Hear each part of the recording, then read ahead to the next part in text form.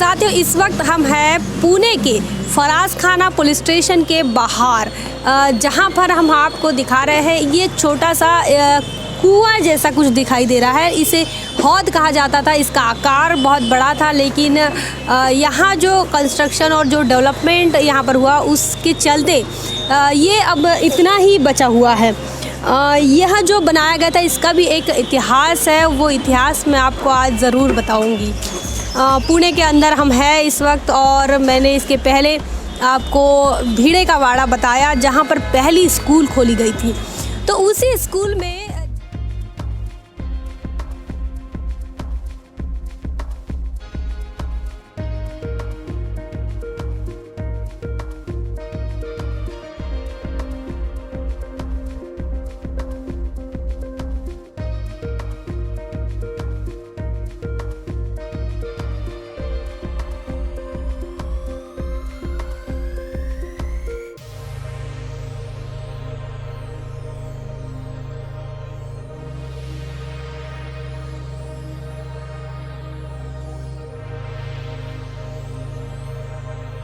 पहली स्कूल खोली गई थी। तो उसी स्कूल में जैसे आज हम देखते हैं हमारे आसपास में कोई स्कूल खुलती है या कॉलेज खुलती है तो आज हमें हजारों छात्र छात्राएं नज़र आती हैं, लेकिन सावित्रीबाई फुले ने जब पहली स्कूल खोली तो उनके पास कोई हजारों बच्चे नहीं थे। उनके पास 6 मात्र स्टूडेंट थी, 6 लड़कियां उनके पास पढ़ती थी, जिसमें से 4 ब्राह्मण समाज की थी, 1 मराठा समाज की और 1 धनगर समाज की। तो वो एक बच्ची के बारे में हम बात करेंगे। उस 6 में से जो एक बच्ची है उसके बारे में हम आज बात कर रहे हैं। यहाँ जो हौद जिसे कहा जा रहा है, यह जो कुआं जिसे कहा जा रहा है, ये इस कुएँ का नाम है काशीबाई चा हौद, मतलब काशीबाई की याद में बनाया हुआ कुआं। साथियों, इसके पीछे की कहानी इस प्रकार है, कहानी नहीं है, इसके पीछे का इतिहास इस प्रकार है कि डॉक्टर विश्राम घोले यह सिविल सर्जन थे और ये थे काशीबाई के पिताजी। ये काशीबाई के पिताजी डॉक्टर विश्राम घोले यह महात्मा ज्योतिराव फुले के साथ सोशल एक्टिविस्ट थे। ये सत्यशोधक आंदोलन में उनके साथ काम कर रहे थे। और एक बात बता दूं, सत्यशोधक आंदोलन में काम करते हुए महात्मा ज्योतिराव फुले इन्होंने जो किताब लिखी सार्वजनिक सत्य धर्म, इसकी प्रस्तावना भी इन्होंने ही लिखी है, डॉक्टर विश्राम घोले इन्होंने ही लिखी है। डॉक्टर विश्राम घोले इनकी बच्ची, जिनका नाम अभी यहाँ काशीबाई है, उसे गुड़िया भी कहा जाता था, बाहुली मराठी में कहा जाता था। वो बाहुली 8 साल की थी और उनको लगा कि महात्मा ज्योतिराव फुले और सावित्रीबाई फुले इनका ये जो आंदोलन है शिक्षा के आंदोलन में, क्यों ना हमने अपनी भी बच्ची को पढ़ाना चाहिए। क्योंकि वो इस आंदोलन के सहमत थे और इस आंदोलन में काम करने वाले एक एक्टिविस्ट थे, तो उन्होंने अपनी बच्ची को भी उनके स्कूल में भेजा, जो स्कूल मैंने इसके पहले आपको दिखाई है। या अगर आपने नहीं देखी है तो आप हमारे वीडियो को अगर आप देखते हैं तो आपको समझ में आ जाएगा। तो उस बच्ची को उन्होंने इनके स्कूल में भेजा, सावित्रीबाई ने उनको पढ़ाया, लेकिन व्यवस्था इतनी कठोर थी, व्यवस्था इतनी खिलाफ थी इनके शिक्षा के आंदोलन के, इनके पढ़ाई लिखाई के आंदोलन के। तो बच्चियों को पढ़ना, मतलब लड़कियों को पढ़ना, यहाँ तो मतलब बहुत बड़े पाप के भागीदार बन जाने जैसा था।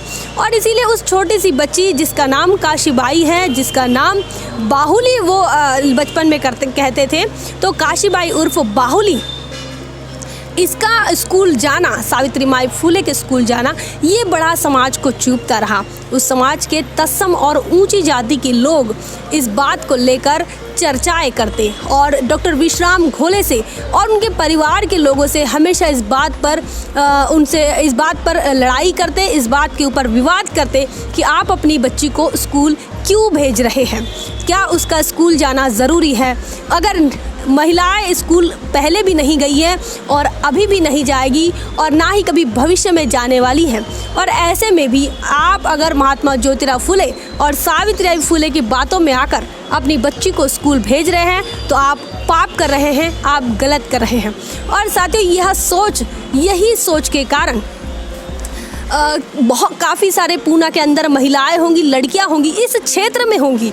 यहाँ पर आज हम खड़े हैं, ये फरसान खाना हो, जहाँ पर हम थे गंजपेट हो, चाहे फिर हम जहाँ भिड़े के वाड़े के आसपास का जो परिसर हो, वहाँ के तमाम लोगों को लगता होगा कि हमारी बच्चियाँ नहीं पढ़ना चाहिए, ये इस व्यवस्था के साथ थी और वही सोच तमाम लोग रखते थे। लेकिन डॉक्टर विश्राम घोले वो ऐसी सोच नहीं रखते थे। उन्होंने अपनी बच्ची को स्कूल भेजा, पढ़ाने के लिए भेजा, लेकिन समाज इतना कठोर रहा, समाज की व्यवस्था इतनी कठोर रही कि उन्हें इस बात की से उनको मंजूर तो नहीं थी, लेकिन उस 8 साल की बच्ची पर भी उस कठोर व्यवस्था ने तरस नहीं खाया, बल्कि उसे एक लड्डू बना कर दिया, लड्डू में कांच के टुकड़े डाले और उस लड्डू को उस बच्ची को खिलाया। साथ ही उस 8 साल की बच्ची को कांच के टुकड़ों के साथ लड्डू खिलाया और वो 8 साल की बच्ची का देहांत हो जाता है, वो चली जाती है हमारे बीच में से। यह जो आंदोलन चला, यह जो क्रांति की चिंगारी जली, सबसे पहले उसका शिकार अगर कोई हुई तो ये बाहुली हुई, ये उर्फ काशीबाई हुई है। हमारे तुम्हारे सफलता के पीछे अगर हमारी जड़ें कहीं हैं तो साथियों ये हौद के अंदर, इस कुएं के अंदर हमारी जड़ें हैं। यहाँ इस लड़की की याद में उनके पिताजी ने यह हौद बनाया था, यह कुआं यहाँ पर बनाया था। साथियों हमारी जड़ें यहाँ हैं। आप अगर पुणे में आते हैं और आप देखते हैं तो यह जड़ें हमको नज़र नहीं आती, हमें दिखाई देती है पुणे की चमक धमक, हमें दिखाई देती है पुणे के अंदर का कर्मकांड, हमको दिखाई देती है आस्था, हमें दिखाई देता है धर्म, लेकिन हमारी जड़ें कहाँ हैं वो हमें नहीं दिखाई देती।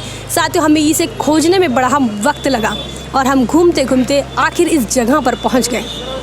साथियों आप तमाम महिलाओं को मैं बता दूं, हमारे तुम्हारे शिक्षा के आंदोलन के लिए, पढ़ने लिखने के अधिकार के लिए, ये हजारों सालों की परंपराओं को तोड़ने के लिए अगर महात्मा ज्योतिबा फुले और सावित्रीबाई फुले ने संघर्ष किया तो उसी के साथ साथ उनका साथ देने वाले लोगों का भी हश्र समाज ने बड़ा ही बेरहम तरीके से किया। उन्हें भी मौत की सज़ा सुनाई गई, उनकी भी कत्लेआम हुआ, उनका भी खून हुआ। उसमें से एक है काशीबाई उर्फ बाहुली, जिसकी याद में ये हौद बना। आज 3 जनवरी सावित्रीबाई फुले इनके जयंती के अवसर पर आज हम उनकी छात्रा काशीबाई उर्फ बाहुली इनके इस हौद के पास आए और उनको याद कर रहे हैं, जान रहे हैं क्या होगा इतिहास, किस प्रकार होगा वातावरण, किस प्रकार होगी व्यवस्था, किस प्रकार के लोग सोच रखते होंगे जो एक छोटी सी 8 साल की बच्ची को अपनी जान से हाथ धोना पड़ा। बहुजन विचारधारा को घर घर तक पहुंचाने के लिए हमारे YouTube चैनल को सब्सक्राइब करें, लाइक करें, कमेंट करें, शेयर करें और बेल आइकन की घंटी दबाना ना भूलें।